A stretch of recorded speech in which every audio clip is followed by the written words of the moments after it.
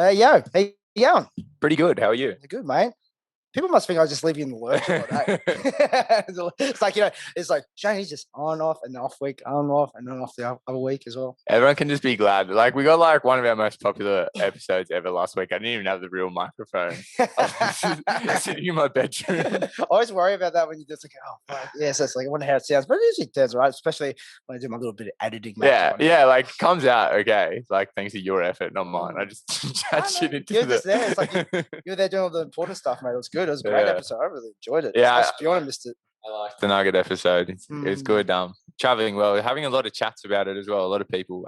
Thanks to everyone who shot me a message during the week to kind of talk about the Nugget episode and shared it and stuff. People got behind it a lot. Same as the Psy episode the week before. Yeah. A lot of I think the last two episodes I've had more like conversation than I have ever. Like a lot of people wanting to get involved in the discussion, which is kind of what we want to do. I think that's kind of like the end result. So yeah, thanks everyone for supporting, and hopefully some new listeners are back with us this week. It's awesome. But let's go into it. So we've got another awesome guest on this week from there. So we're bringing out the A-list lately. Oh, it is. It's awesome. It's great. I'm loving it. So he is a MTA and a WMC state champ. He's also an Australian WMC champ. He's also a Glory kickboxing 4-man winner. And and you can see most of his fights on the prestigious Rebellion show. It's Rive, the Filipino Flash Daz. Hey guys, how are we? Thanks for having me on, man. Thanks for coming. Yeah, appreciate it. We're big excited. I'm scared too, don't worry. So good. So, Rive, as always, when someone first comes to the podcast, we want to get the background info from you. So, we can look at it like a little bit of segments in there, but let's go right back. Like, how did you start off getting into martial arts or Muay Thai, both? Like, how did you transition? Let's get the background. All right. I started when I was 18. I'm 28 now. How did it all begin? I was playing tennis. I was getting really bored with it though. I was just seriously just looking for something new. And then my friends was like, yeah, I do Muay Thai. I'm like, cool. What's that? It's like, oh, it's stand-up fighting where you punch, kick, knee, and elbow. I was like, oh, I'll give it a shot. Where do you do it? He's like, oh, I do it at a place at Hammer's Gym. And seriously, the following day, I called him up. I'm like, hey, looking to give this a shot. I've been, I guess, just trying to find something new fitness-wise. I was always interested in boxing. Like I grew up around a lot of boxing from my folks, especially like on my dad's side. It's a Filipino thing. Boxing and basketball was just basically what I grew up with. Grew up a big fan of like Mike Tyson and Sugar Ray Leonard as well. So fighting was always just something I was interested in. But again, my parents would never actually let me do it. And then I rocked up to Hammer's Gym and I seriously just got addicted. I went from 1 day a week to 2 times, 3 times. And now it's taken over my life, and this is all I do now. And I'm trying to make a living out of it for the last 10 years. So yeah, it's been pretty successful. Yeah, so just trying my best, really. So staying on kind of like your beginnings and stuff like that. Hammer's Gym is obviously an absolute mega facility at this point, like just super gym. Was Hammer in the same facility when you started with him, or has he upsized a bit since then? Like when you first started out training with Hammer, what was Hammer's like? Well, he's definitely upsized like probably 3-4 times. Yeah. But it was just it was probably, I think when I started it was still a state-of-the-art gym for back then when it first started. It had this full function gym equipment in the corner, full size ring. And it was probably just down the road as well, but half of what it is now. Same thing, just purely based on Muay Thai, all the Muay Thai classes. Just that's all it was. Like it was all we did. Like, we had a bit of BJJ, did a bit of karate. Like we had a couple classes here and there, but it was purely based on just Muay Thai. And now it's just developed into this behemoth of a thing. It's probably one of the best gyms in Australia, if not one in the world. Yeah, for sure. Yeah, for sure. And state of the art. It's 24/7. Like to really think about it, to what he's done especially in such a short period of time in terms of opening a gym. He's done just huge things. Like we have a full BJJ structured class now. We got boxing. Yeah, the list goes on really. And of course, we've stuck to our Muay Thai and a fully structured system, and it just keeps going. It just keeps growing. Annoying Hammer, this is not enough for him. He's probably going to want to do something bigger and better as well. Next, he'll buy an island. yeah. Just make his own fight island. Yeah, of course. Why not? So, like, when you started training at Hammers from there, like, how long did it till you got in the ring, and what was your first fight experience like? So I started doing those interclubs. I started on my 18th birthday. That was an experience for my first one because I was out living it up as an 18-year-old. I was at the strip club till about 8 a.m. in the morning. I was just with a couple of mates, seriously, and I realized I had an interclub that following day. That day, I woke up after an hour's sleep. I was trying to like cure myself from my hangover, so I was skipping for a good hour and a half after that. I weighed in, I passed out, I woke up, I had KFC, I won my fight, and then went back to my 18th birthday. So that's how I started. And then I had 8 interclubs after that.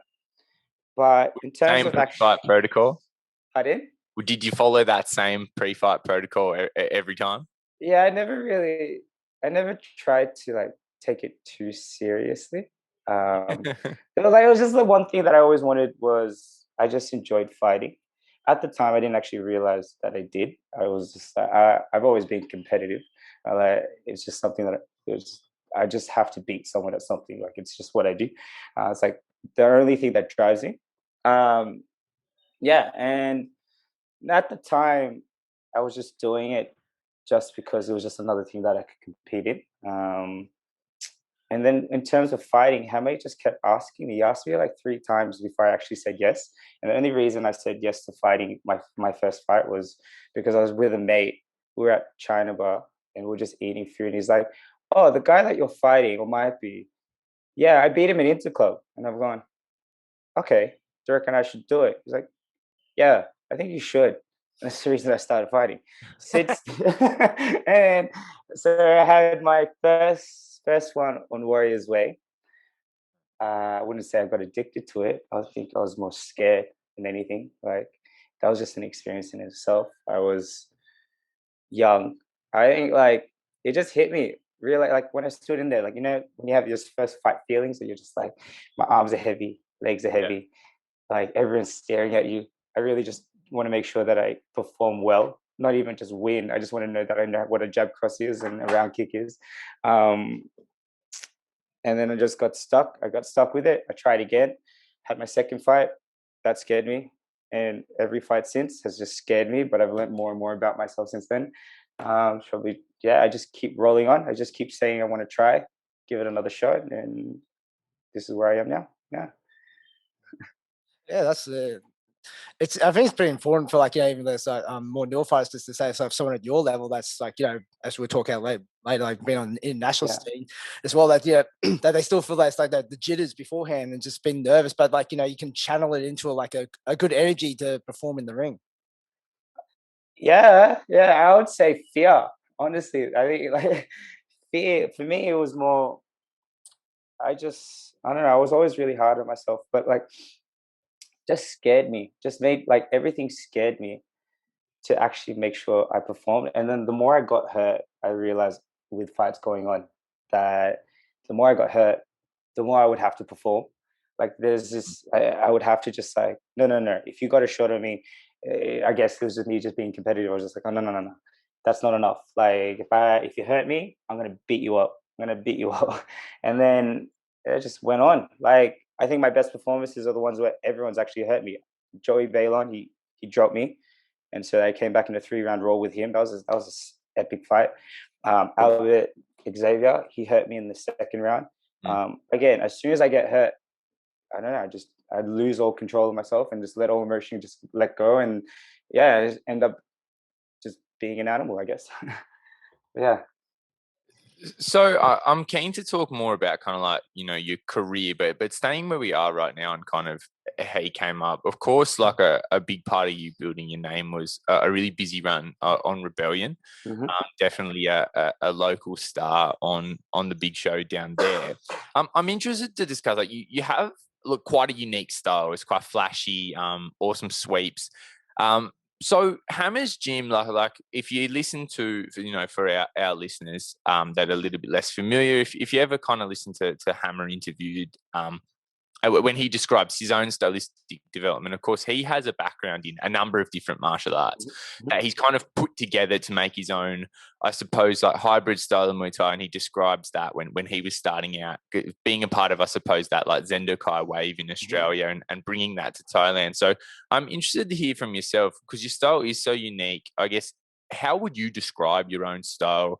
How did it kind of come together? Did you watch fighters and find certain styles that you liked and sort of try to emulate it? What was that kind of process like? Cool question. Give me a second. Please take your time. I've been told that my unique style is just like 50 punch kick combo. So that's in one sentence word, one sentence, that's how you describe me. Just go, go, go, and throw as much as I can at you. And that's basically how I would say. I would say, yeah, I was always a big fan of boxing, especially like the guys that were able to move, like Ali, Sugar Ray Leonard, Robinson, Sweet Pea. Like the list goes on, like, and especially Manny Pacquiao. Just again, another person that throws 50 punches in a row, and you try and hit them, and you try and hit them back, you can't get it. Like, they were the people that I always emulated or wanted to be like. Like, I guess no one likes getting hit. I especially do not. And that was it. I always loved just hands. I was always gifted. Well, I guess I wouldn't say gifted, but I worked a lot on my feet from just playing tennis growing up. All that agility work from playing tennis really helped with that. I would always say, especially with Hammer's thought process as well was just get the score, come in, get out. Like, I think we worked very, very well together because he always had the thought process of be safe first. If you'd rather take the score than actually, just go out and fool at war, because we have a long career ahead of us. You don't need to showcase every time that you're tough. Everyone already knows that you're tough. Yeah, even after your first fight, you walk into the ring, you're a tough dude. Already, that's a mental challenge that no one else can actually take away from you. Yeah, but I would say his grading system, especially, just break it down step by step. And it was more at the start. It was more kickboxing based for me anyway. Like throw a jab cross, a round kick, and a push kick. And I seriously still use those techniques today. They're still my go-to. Hey, buddy, are you okay? Just arguing with your brother, aren't you, mate? No, I do that too. It's so good. Yeah, and it just developed over time. Especially like you guys have seen like the way that Hammer holds pads. It's very fast paced as well. I think it's a very unique style in itself, just the way that he holds pads. I would even say I was just fortunate enough to actually walk into Hammer's Gym and meet Mark and actually meet his style of Muay Thai, because I guess it worked out so well with the way that I wanted to compete, or the way that I like to fight. It's just fast paced, go, go, go. And he really just helped me develop that game. I would even just say it was lucky. It was almost like fate, really, that we just worked it together. Yeah. And so, like, Hammers is definitely one of those gyms where I know, like, some gyms you could almost look at one of their guys fight and know that's where they're from. If they're maybe like a strong knee fighting gym, or sometimes gyms have their own styles, or their trainer's style is very much reflecting their fighters. But I would say that's probably not the case with Hammers. It's not like there's one stylistic archetype, especially with yourself. Like, no one, you can recognize, a Rive Daz fight from the style, from the movement. So I'm always interested to understand, I guess, like, how did kind of yourself and Hammer put your style together, as far as like, would you kind of bring things to him and then you'd work on it together? Like, were you just kind of trying stuff out in the gym, bringing your own ideas, or did he really kind of come up with the framework and you kind of adopted it from there? It'd be more like Hammer and I is probably more father-son relationship. He's a big father mentor. He's been a massive impact on my life, especially like without him, I wouldn't be where I am today, right? But when I say father-son, I generally just try and break as many rules as possible, and then and then Hammer will always just like, especially growing up, 18, 19, 21, just running amok. I wouldn't say I was a bad kid. I was just cheeky.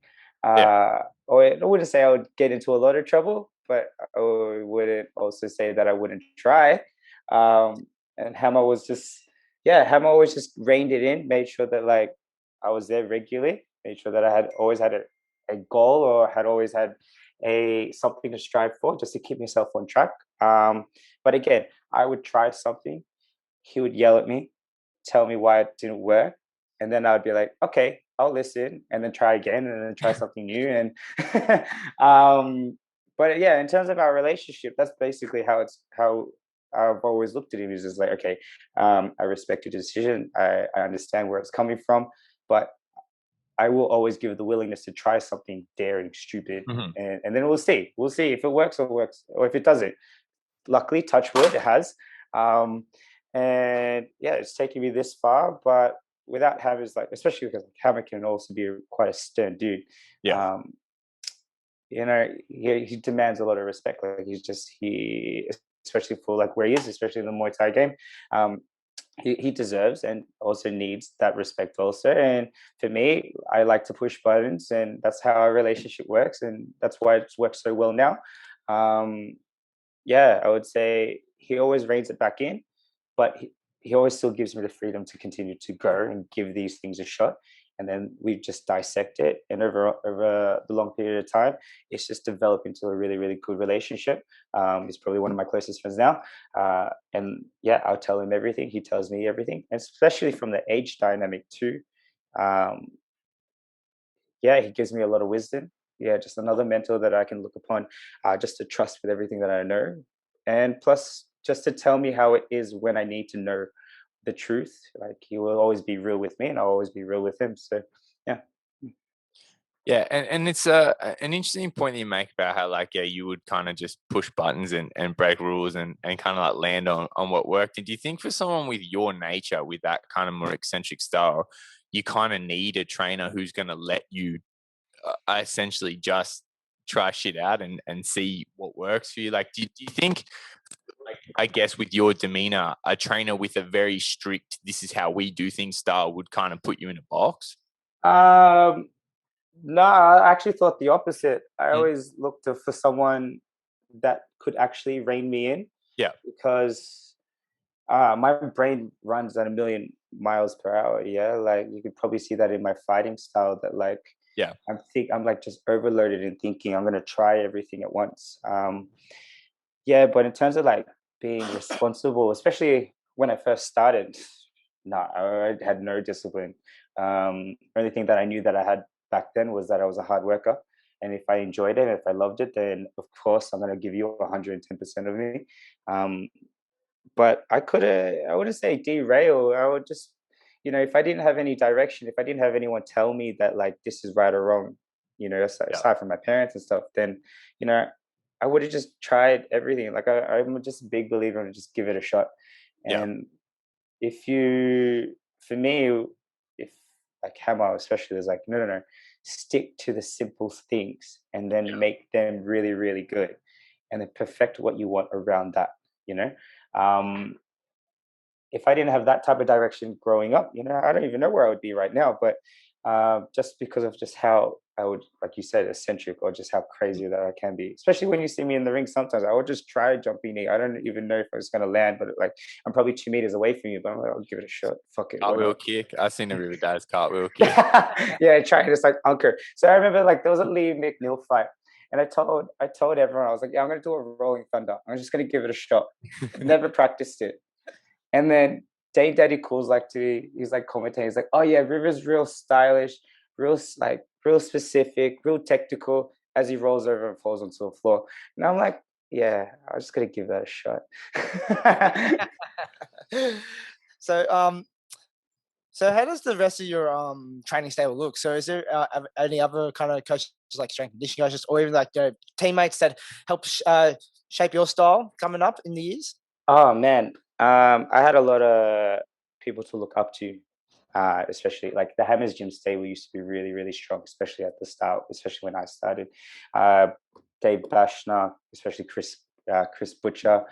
They were, yeah, just big names back then, that really just like, again, that I could look up to as growing up, starting my fight career with them.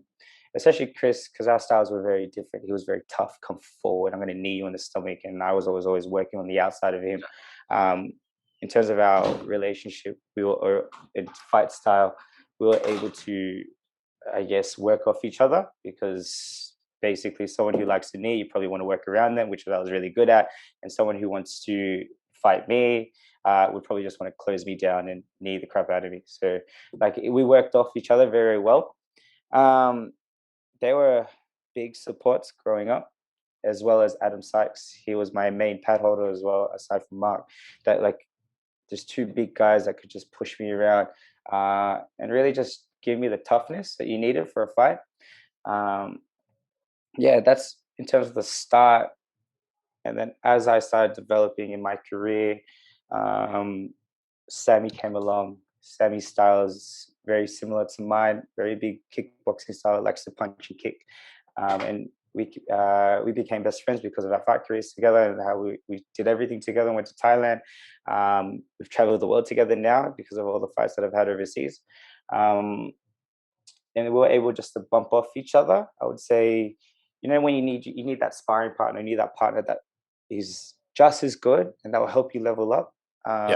Yeah. Like we were able to always just like continue to bump off, but he took the route, said he didn't want to fight anymore, but we're still very, very close friends. And now, I guess, taking it to that professional standpoint, I have a nutritionist. I did have a nutritionist, I would say. I have a strength and conditioning coach that like just maintains everything I need to do, like weights and cardio. Hammer's just more the technical side, plus just my manager. And then I'm just taking that lead of, well, there's people coming up in the team now that I am now giving back, and then turning into like that Chris Butcher or Dave, and someone that they want to look up to. And in terms of that role, it's been a cool transition, but also like maturity wise, I always wanted to be like growing up, just star player, just the guy that like, always just wanted to go out, be like, okay, that's me, that's my role, that's what I'm going to do. I'm going to just be the best person on the team and keep grooving. Now, because it's getting to the age now that I'm starting to mature, there's other people that want to compete. It's like, it's taking that step back and trying to like, give back and be more of a mature leader is been a mental game for me too. But a really, really cool growing aspect for sure. You think you're kind of like knowing that you had those people around when you were the younger guy coming up, like it helps you kind of be like you have that intrinsic feeling of like you want to then switch over and help the other young guys coming up? Yeah, for sure. Like I would say it was just a big maturity thing for me, man. It was always just about me, especially like coming up. Everything was like tailored to just help me get better. And I didn't realize until now, just because of being older, that, okay, it's my turn to actually do that for others. Like they look to me for support and all that. And I guess like the only thing that I could do is just remember that there were so many other people that helped me get to where I am. Like, especially as a fighter, people say it's such an individual sport, but you don't realize how big of a team is actually behind you, even from the very start. And people come and go for sure, but there's a person has come into your life and has helped you and changed you to the person that you are today. Especially fighting itself is such a big mental experience that you become a different person after every fight anyway. But the people that have even shaped you in that camp has also made you the person that you are today too. So knowing that and realizing that, oh man, I'll give everything that I can to anyone else that wants my attention, wants to give 100% of themselves to me, then I'll do the exact same for them for sure. Nice. I love that. Like you can't like I think fighters can a lot of time forget because like you make a good point. People are always have that rhetoric with fighting sports that like, oh, it's an individual game. And when you have that kind of frame of mind, you can actually forget like all the way up. There's people around you. Like I hate to see a fighter who is in like the kind of senior position in their gym not have time for the up and comers because it's just not like it just doesn't create that that fighter ecosystem where fighters create more fighters. Like I think that's where a great gym comes from. For sure. It's crazy now being in that position where like I'm teaching and also training with others. Like I think during especially the glory period, just before COVID, it got really lonely because it was just me and Hammer. Okay, I had my team around me and like my main support, but because I was only one of the main fighters and it was such a different level from all the other kids that were coming up, like what I really missed about actually training for a fight camp or in fight camp was that there were people around you doing the exact same thing. Yeah. And I missed that a lot. Like I seeing now that because everything's coming back, especially in Melbourne, everything's coming back, amateur things coming back, all the pro fights are starting to come back.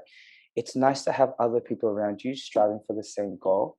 Like when you're having a bad day and you really just can't be asked to do something, like especially hit pads or like go for your run or whatever strength condition, whatever your trainer asks you to do, you just cannot be asked. But you see the guy next to you or the girl next to you just doing the exact same thing, but he's just or she's just having a really bad day too, but giving 100%. It's like it's just nice to bump off that, But I remember missing that for some period of my training. It was just like, well, this would be a lot more fun if it wasn't just me. Because sometimes fighting does get quite lonely. I really appreciate that now more so. To whatever goal that a person's striving for, especially in the gym, majority of the times just punching on. It'd just be nice. It's nice to know that they're doing their best that they can. So then why shouldn't I? Yeah, it makes a huge difference. Hey, like I think I found a similar thing kind of a while after I went pro, where like kind of everyone around was sort of like I had training partners, but they were kind of novice amateurs. It wasn't sort of the same experience, and like it makes them. Or I've gone through periods of time as well where like there weren't really other fighters around. Like there's always other people in the gym, but like when it's just you doing it. And like it makes such a difference when you you put it well. Like when you got something to do that just like really you just don't fucking want to do it. Someone else, and it's also like I know for me, like you have your days, your bad days, where you're feeling a little bit lazier or just really like your head's not in it. But if that's somebody else's good day, like when they're putting the energy forward, you can kind of feed off of that a little bit better. It does make it a lot easier to kind of like just kind of like when it's just you and you've just got to, you'll do the work, but it's just like there's some energy that comes from being able to just bounce off somebody else and that little bit of competitiveness as well. Like when you kind of can't be asked and you see someone else, like, trainer wants 50 kicks, you see the other guy do it, and you're like, oh, he's actually kicking pretty hard. I'm not going to let him kick better. Exactly, man. Or even just banter. Like, I miss just having banter and like just people paying out on other people for doing terrible things. And and it's not even just like you're not even being mean, it's just jokes. Like at the end of the day, everyone becomes family. Especially when you punch someone in the face regularly. It's like, okay, well, I love you now, man. Like can't say nah. But it just like that's what I miss the most. Like sometimes when you train by yourself, even when like you just go hit the bag by yourself, it's fucking boring. It's so boring. Like you try and motivate yourself. You're like, I'm gonna give 100%, and then you realize at the end of your session, 100% was probably about 40. And if you had someone there next to you that wasn't your trainer, like sometimes it's not even about hard training, but sometimes when you just have those days where you just need to pick me up or just some fun time, like enjoy your hobby with people that enjoy your hobby too. Like, man, you need those days. I need those days like probably once a week, 2-3 times a week, just because it turns into work. But that's what I miss the most, when people just when you just had friends just to talk shit, and to be like, oh yeah, well, I bet you can't do 100 kicks. Well, do I? And then you try, and then you just try. Yeah, and I feel that so much. I had like a really similar thought only this week, actually. It's like a couple of my sessions of the week are just me in the gym, in the empty gym with the bag. And then I've got other sessions where like, and I was comparing this the other week. I had the thought, like I was in a night session where there's like 5 of us lined up next to each other hitting bags, and like the difference in feeling when there's someone on either side of you just like going all out on the bag, it's so different to when you're just in an empty gym by yourself trying to build up that same energy. It's like it's difficult to describe unless you felt it, but it makes a massive difference. But how funny is it, right, when you have like 5 people all making their own Thai noise, like just making stupid faces, but you do it by yourself, you're like, I feel like an idiot, man. I don't actually want to use. And then it's like, I'm trying to go as hard as I can, but now I feel self-conscious because I'm yelling at someone who's just trying to hold pads to me. Like, I'm sorry, bro, but like, this is just trying to help me kick harder. But if you have like 6 people doing it all at once, it's like, okay, I don't actually feel that uncomfortable doing it anymore. Like energy is a powerful thing, right? Like, but we'll kind of keep going on like the story here. So like we said, you made a big name for yourself domestically on Rebellion and Warriors Way. And then I think, look, correct me if I'm wrong, kind of your first major international opportunity was when you went over to Lion Fight, right? So that's right. So kind of to describe that experience. Where to begin with that? I think even just I just remember, like, the best part about that was, I would say, rocking up for training, and then Ham was just like, hey, I got this piece of paper for you. I'm going, the fuck's this, man? Normally when you give me a piece of paper, I'm kind of scared, right? It's like a fine or something. And he's just like, oh yeah, have a look at it. It's a Lion Fight promotion. I'm like, it's a full contract. I've gone, holy fucking shit, this is crazy. Like, I didn't even look at him. I walked out, I threw the paper out, and I ran downstairs. I was just like, oh, this is happening. This is actually happening. I think that was probably one of the best memorable experiences. Was like, oh, I wanted this for so long, and it's like every fighter's dream to fight international, and Mark was able to make that happen. And I've always wanted to fight in Vegas. I think like it's like every fighter's dream is just to be like, I want to go MGM Grand, or I want to, like, it was especially mine. I was just like, Madison Square Garden. Yeah, fuck yeah, I want to do that. That sounds amazing, right? Just to have that, it's like you're giving me goosebumps just thinking about it, man. Like I did everything possible for that fight camp. Like I just, like, that whole experience in itself was life changing. Like, thinking back, anything's really possible, eh? Yeah, really, anything's really possible. Like, nor did I, and nor do I still now think that, like, I was accepting of all of them. Like, after every fight, and everyone always telling me that you're a really good fighter, I never really believed it. I always thought, well, I don't know, I just won a couple times. Like, I'm not as deserving of this fight as anyone else is, like, I didn't do anything different. I just walked out and just tried to give it my best shot, and I was just fortunate enough to actually have the shot. Moving into actually traveling and living that experience, like, everything's new. Being in Vegas, like, I just wanted to be a tourist. Like I tell you right now, the worst time to be in Vegas is fighting. Don't do it. Just don't do it. Go watch a fight, but don't go there. Like, I was there for 5 days, or we were there for 5 days. Awesome experience. But if you can't drink, eat, or do any of that, waste of time. Waste of time. Waste of time. Right? Waste of time. So, like, I was cutting weight. And it was like 2 days before 2 days before weigh-ins for Lion Fight. Anyway, we're walking down the strip, and like Hammer's next to me, and I always wanted In-N-Out burger. I always wanted it. Like, it was just one of my, like, as soon as I got to America, I was like, that's the one thing I'm gonna have, In-N-Out burger, especially on the West Coast. And I'm like, yeah, cool. I see it. I walk in there, and I'm starting to order. I'm like, yeah, I've got like probably 3 kilos to go. I'm pretty good. I'll be fine.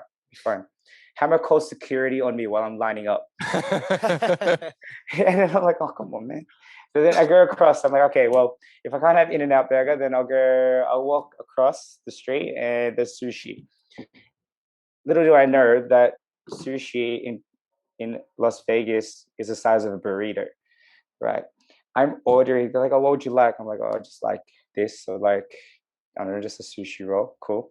I'll just grab one. Sure. He stops me halfway as I'm trying to pay for it. He's like, "No, no, no. He's not allowed to eat this." I was like, "Are you serious?" Like, I love food.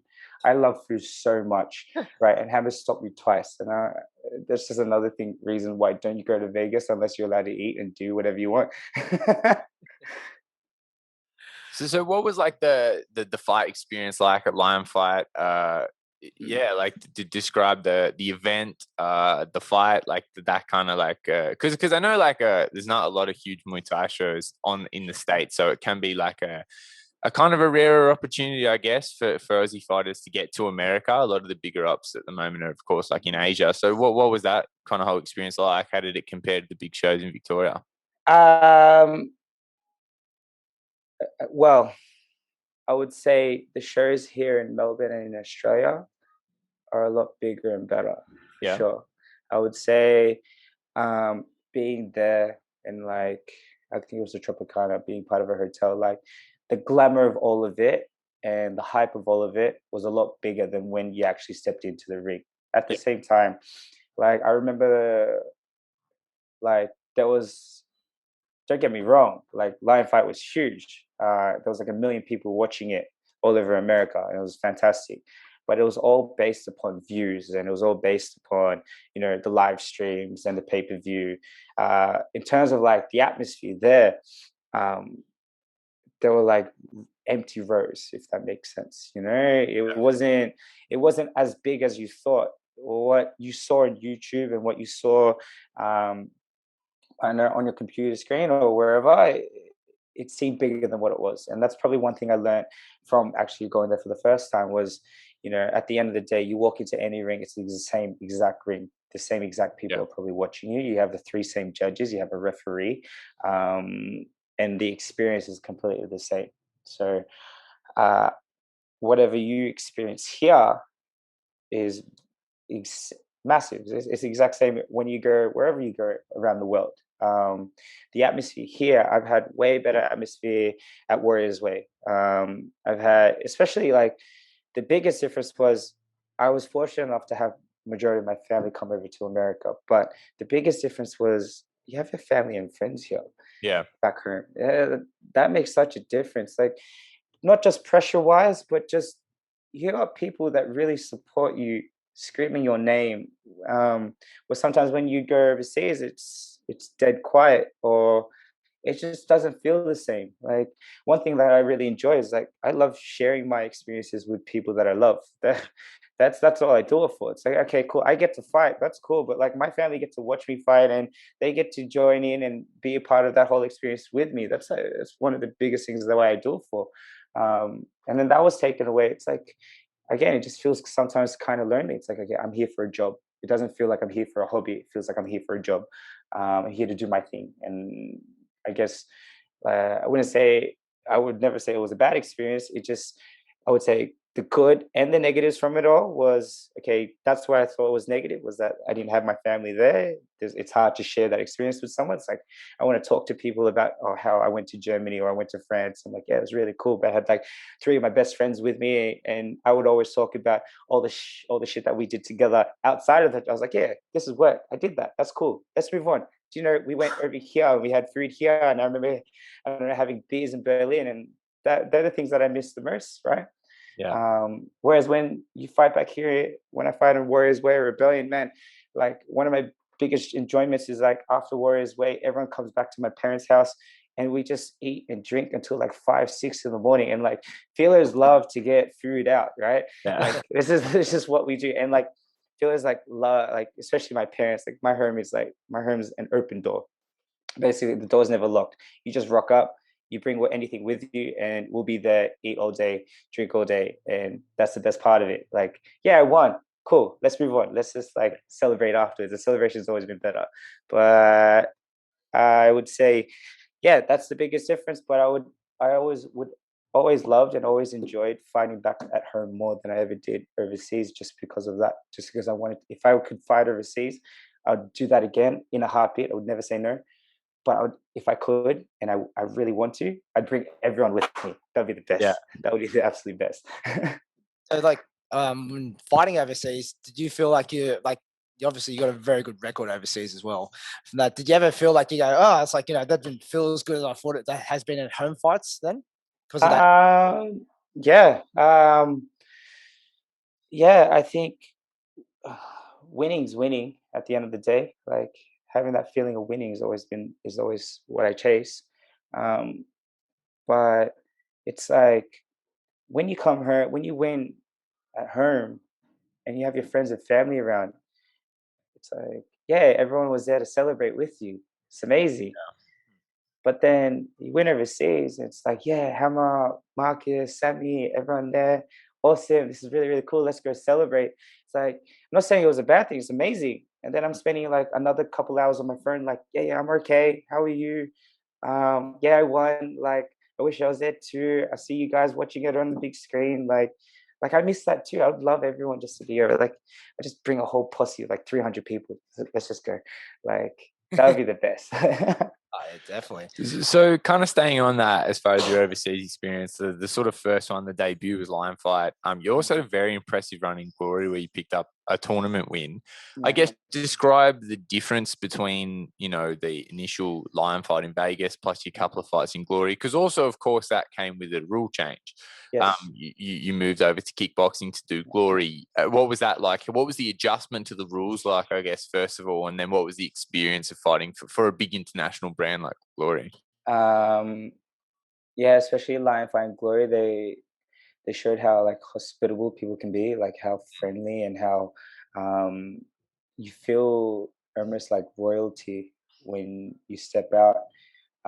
They do everything for you. Everything is like clean, production's clean, everything's polished. You have to be here at the exact time, if not 15 minutes earlier.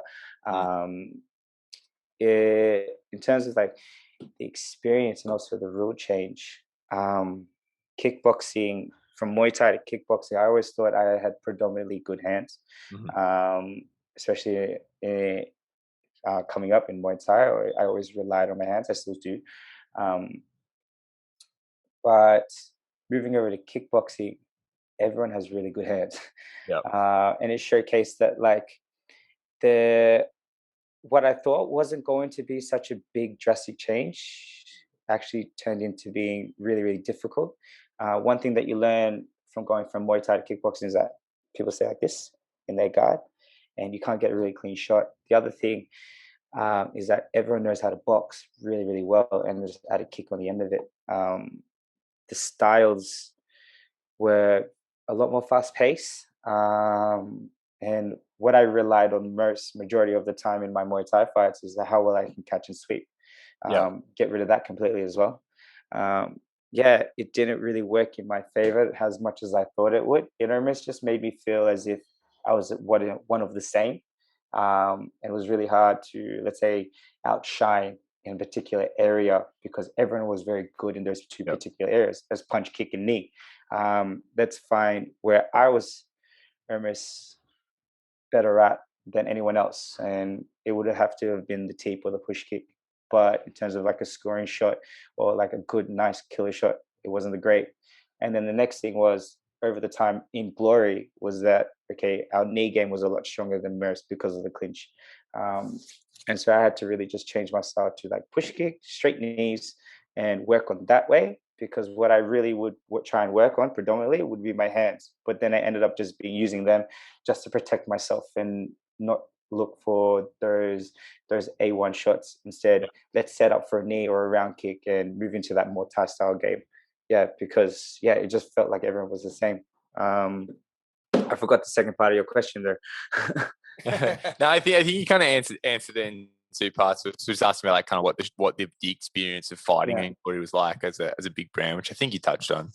And the style change as well. I guess I'm interested to find as well, at the time that you went to Glory, I think there wasn't really a major global Muay Thai promotion. Like the only real options, like you'd done Lion Fight, and kind of from there, the only other real option is to kind of go and spend time long term in Thailand.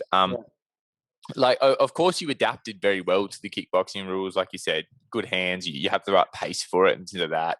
The right style to kind of cross over. But in that time, kind of since you fought in Glory, of course, one championship has sort of blown up a lot. Is that something that interests you now to go and kind of do that kind of hybrid little gloves Muay Thai style, or you'd still like kind of big international kickboxing opportunities or whatever goes? Do you want to fight on one? I think everybody does. Yeah, of course I want to fight on one. Yeah, just the small gloves, especially. Yeah, I tried sparring with them on. Don't do that. Yeah, I wanna just try. I wanna give it a shot. Like one of my biggest dreams is to fight in Manila. Main event in Manila. One championship can give that opportunity for sure, and that's just been a dream of mine. Always been a dream of mine just to fight there. And one championship, especially like touching back on like traveling the world, is that Asia's so close that you can still have your friends and family come with you. Yeah. They're not, it's not Europe where you have to fork out like 3 to 6K just to get there. And when people are watching it, they're watching it at like 4 a.m., 5 a.m. in the morning where it doesn't suit them. I would love to just fight in Asia for that, just for the opportunity that it creates an opportunity for my family and friends to also go travel. Like, that would be fucking dope. Like, that's what I want. That's what I want the most, would be to go back to the Philippines, bring my parents over with them, make them feel like as if they're royalty. Because you've seen what one do. You see what one do when they get off the bus, and like you got all these fans with like cameras out, like just like lines and lines of people. Like, I love my family to be part of that, man. Like, that would be really, really cool. I was like, just to say that, like, because I've gone to Glory doesn't mean like one championship's also going to be a thing. I think like one thing I had to learn, especially over COVID, because I was seriously at the pinnacle of my career. This is like it could have not got any better. I just came off a four-man tournament on Glory in China. Like, who else gets to say that? That's fucking dope. But like to have that all taken away from me and be like top 10 in the world, and then just say, sorry, you can't travel anymore, you can't fight anymore. Like, that really took a toll. I listened to a TED talk. It was about a genius, and saying that like creators and creative people have like a high rate of committing suicide because their best work is behind them, and then trying to get used to the fact that their best work is behind them. I wouldn't say I got to the point of having those such dark thoughts, but I had to really get used to the fact that, okay, this may have been the best part of my fight career. How can I say that I'm going to get another opportunity to go travel the world again, or whatever? Like, how can anyone else say that, right? But yeah, just trying to step away and think about that was a massive toll, really. Thinking that, okay, I was at the top, I got to do everything I wanted to do, and now it's taken away. What do I go do now?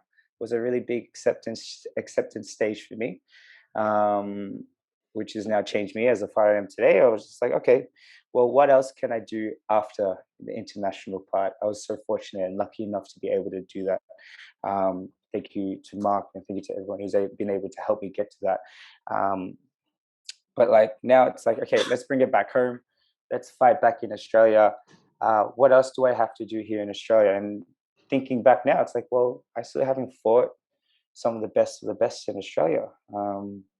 Especially like, there's people that are at the end of the run, and there's also people that are coming up, like Albert Tour, Max McVicker. Like, they're real big guys, and I'm like, yeah, but I still got to run. Like, there's still a lot to do here, and like having to accept like that internal stuff is maybe long gone. It's nice that I got to experience it. It's like, what else can I do now that I can continue growing in the fight career for sure?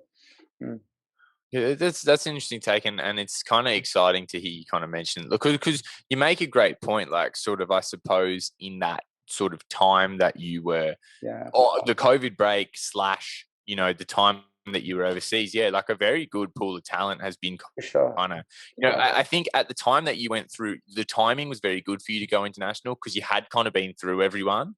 But as is the case in fight sports, there's Albert and Max are both very young, right? They're, Are either of those guys even 20? Wow, you make me feel old. You and me both, man. I'm just quietly sitting here in my 30s. So there is very exciting domestic fights for you. So I guess we'll stay on that track. So of course we've talked the international stuff, and you've had that opportunity. I'm sure there's more international fights in your future too. But for now, of course, with the way of the world, as much as anything, like the focus is going to be here at home. And I think it's cool. It's a cool perspective to think there is definitely, that's an opportunity for you, as much as anything, an opportunity for the fans as well to see you kind of take on some of those challenges. But so you're back kind of at home, both in Victoria, but also on the show on that under the Rebellion banner on Roots, fighting a Palungchok, PTJ Muaythai. What's it feel like to know that you're back where you kind of made your name? And I guess what do you know about Palungchok? What are your expectations for this fight? Cool question. I had an opportunity to fight on Muay Thai Grand Prix of Roots, which is on the same week. And then I was thinking, I'm like, I've never been on Muay Thai Grand Prix, and that'd be a really cool experience. It's in Perth. And I was like, nah, fuck it. I want to fight. I want to fight back home, because it's what I miss the most. I miss the most is that having everyone there just to watch me,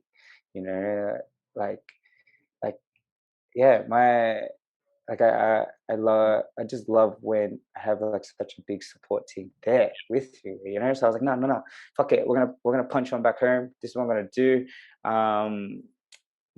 Mark, line it up. Let's do it. And Sai's like, okay, let's give you Palungchok. And I was like, oh, that's a cool name. That's a cool name. But I've watched a couple of his fights. He's stylistically, he's everything I hate. He's a kicker. He's a very good Thai. He's very sharp. He has amazing timing. He's a lot taller than me.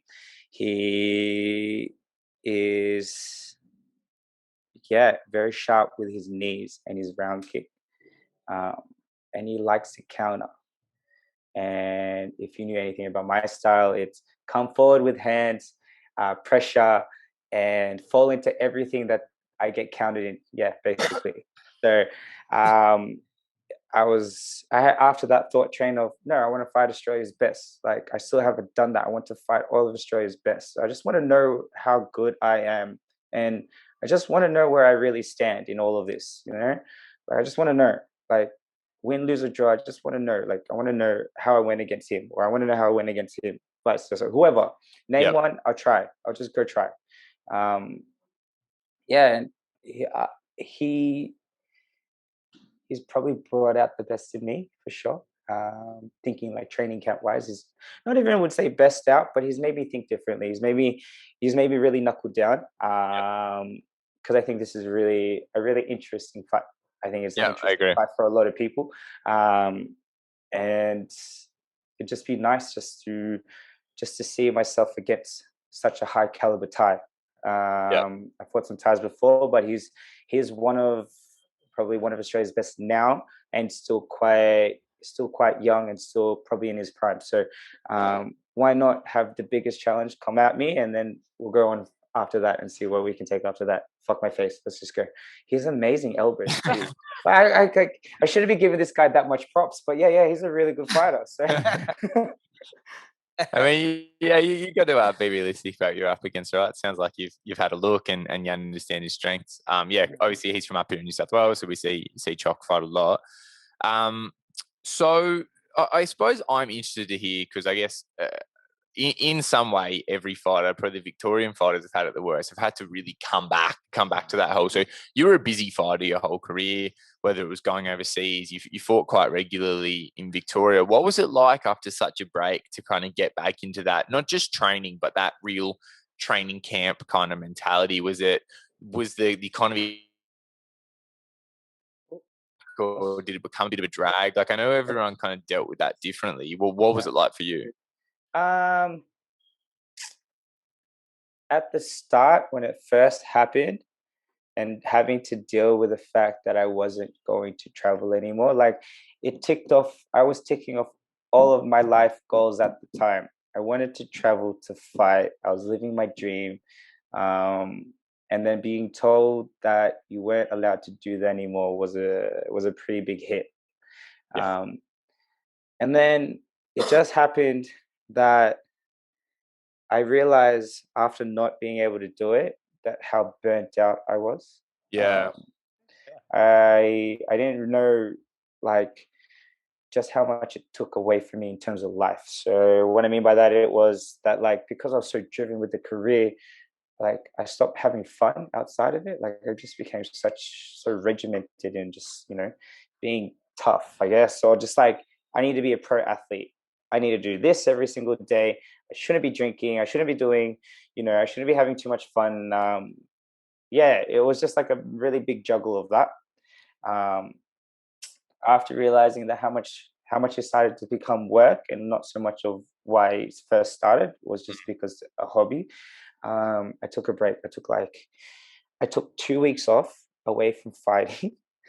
after a week, I started getting itchy, and and then I was like, no, I'll wait 2 weeks.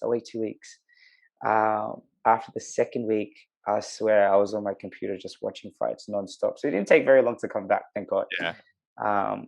But in terms of training took a bit longer than that. I took a pretty good 4 months off.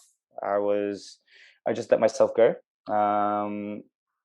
It was not so much because I stopped training, just because I wanted to try the other things. Like, I don't know, because of COVID, like, you weren't allowed to go to the gym or anything like that. So I started playing basketball. I was riding bikes a lot. I was just more outdoors. Yeah. I started just living life a bit more, stepping away from it for a bit. But it was always in the back of my mind, like, I need to go hit something. Like, there's nothing more stress relieving or better for my headspace than punching and kicking pads, or just hitting something. Like, I have to do it.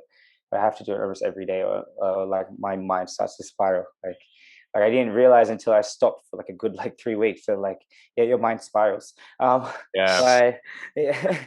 But it after it started to come back, and like that fire started coming back. I was changing my perception on fighting too. I was just like, was I burnt out because of Muay Thai? Was it burnt out because I just lost my career, or was it burnt out just because I was over it? And I was like, just thinking, like, was it because of my style? Was it because I was too much to be perfectionist and trying to be technically savvy? And then I'm like, what the fuck do I actually love about what I'm doing? And I'm like, I just love punching on. So I was like, oh, I'll move into MMA because I just want to try fighting, I guess. But that started rejigging my thought process, and it was like, okay, the fire started coming back, and I started trying different things. I don't know, just to stop it from being so, what's the word? The same. Yeah. So repetitive. So Yeah. numbness, yeah. But I got back on track. I would say I am the fittest and strongest I've ever been moving into the camp. I took a lot of time just making sure I was having fun first, and then putting in work. As long as I was happy, as long as I'm happy, I'll go. I'll do whatever I want, and I'll go. I'll give you 6 hours of work, 9, 10, whatever. As long, like, I won't stop. I'll just keep going as long as I was enjoying myself. Yeah. So as soon as I figured that thought process out, I don't know, I just started training more. I was in the gym more regularly. Fighters were allowed to be in the gym, so I was like taking full advantage of an empty 2,000 square complex. yeah, so moving into fight camp, I think having these 8 weeks to prep myself for this fight, I would say I'm mentally better, physically better, and also just ready. Like I have new reasons to fight. I got new goals, and I'm in the prime of my career. So yeah, I'm gonna give everything I got now. Yeah. Love to hear that. So I'm going to see a new Rive Daz. Yeah, hopefully it's a good one because I don't know. Like, hopefully it's a good one. Hopefully everything that's I've been thinking that's going to work out is actually going to work out. We don't know yet, so who knows?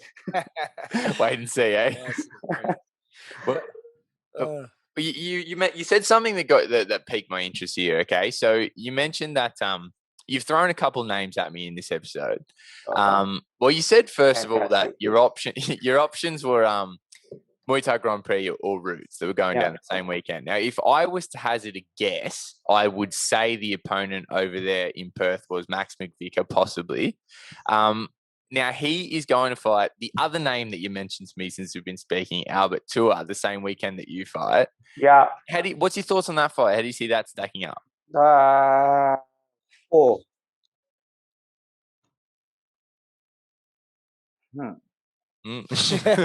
Interesting clash of styles. They're both southpaw, aren't they? Yeah. I think they are. Yeah.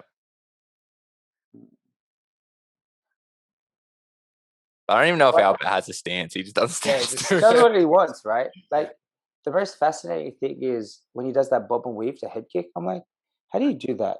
I want to do that. But honestly, I would say that's a style fight in itself, really, because Max is very sharp technically. Yeah. Muay Thai style, like that knee that he did on Bach was choreographed. That body rip to knee, he's been working that for a while. On the money, yeah. Yeah, for sure. Like, he's very good form technically. And then Albert, he's crazy, he's sharp, and he's heavy. Yeah. I think it's an interesting fight. I can't really say it would go. I would say if Max was able to close off the ring, which is everyone's plan with Albert anyway. Yeah. If he was able to corner him, then for sure, like I think basics wins every time. But again, he's just crafty. He has a really good fight brain for someone so young. You know, he's able to has very sharp footwork. He's been working on his boxing. And he knows how to circle off very well against orthodox fighters there. Like, he circles correctly back into the center of the ring. But maybe against another southpaw it might be different. Who knows? Yeah, but I think if Albert's able to stay on the outside and especially keep it in the middle, then he'll have his work. He'll have his day. But if Max is able to corner and work on just simple basics, it's actually a really interesting fight. Yeah, for sure. I want Very both. interesting fight. Give me Yeah. both. You want both? Yeah. And I mean, like, especially with how young the guys are, I would imagine that both guys are probably in your future. Yeah. You kind of see, I mean, I guess coming back now, what kind of, are you just looking at this fight? Are you looking to kind of go on a busy run here, schedule-wise? What are you thinking? Like, are you going to look to, if you come out of this one pretty fresh, are you going to look to back it up again reasonably quickly, or are you looking to take your time? What are you thinking in that regard? Give me everyone. I think after so long, after not fighting, it's one thing that I've just been craving for so long. And even after the fight camp, or during fight camp now, I'm still quite positive. Generally, when you're at the peak of your fight camp, you just kind of hate everybody and yourself, and question why you put yourself through it. But that's where I'm at now. Exactly. But right now it's just I'm feeling like I know I want this, if that makes sense. There's no second guessing it. Opportunity wise, more the merrier, because with the pandemic now, it's what else? When's the other lockdown going to happen? Or when do you Domination the other week just got cancelled the night before. Roy Will's retirement fight. It's a tragedy. Yeah, exactly. Yeah. It's how unlucky, but that's just what we have to deal with now. So you can't really say no, especially if an opportunity comes your way. If you say no, do you really want to fight? Clearly not, right? But like if you know it might maybe your last opportunity, you might as well just say yes to everything.